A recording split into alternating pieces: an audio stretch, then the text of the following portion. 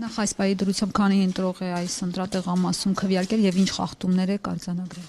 403 ընտրող են, եթե հա կներեք մի ներկապային 413 ընտրող են ներկայացել, ներկապային 413 ընտրող են ներկայացել ընտրության 1951 ընտրողներից։ Խախտումներ են արձանագրվել։ Խախտումներ վստահված անձը խնդրել էր, որ շատ էին մարդիկ միանգամից եկել, խնդրել էին, որ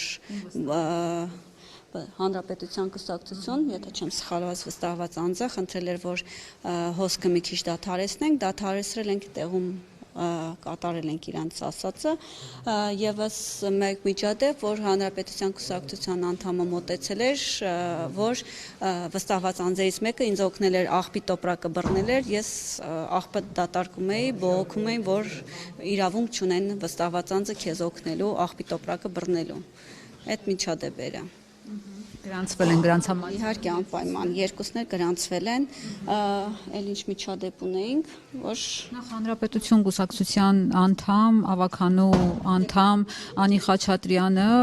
ասաց, որ ձեր օրը դժոխքի է վերածելու, բայց այս պահին չենք տեսնում ինչ-որ դժոխքի նշում։ Ես չեմ կարծում, որտեվ դիտորդները ստեղ են եղել, եթե ինչ-որ խախտում լիներ, բոլորն էլ կարձանագրեին, դիտորդներն էլ են ստեղ, վստահված անձիկ էլ են ստեղ, եթե հանգարց, եթե այտենց կոպիտ խախտում արձանագրված լիներ, ինձ թվում է բոլորն էլ կարձանագրեին։ Այսինքն այդ աղմուկ աղաղակը զուտ պարկը վերցնելու համար։ Այո, պարկը վերցնելու համար օգնելու, որ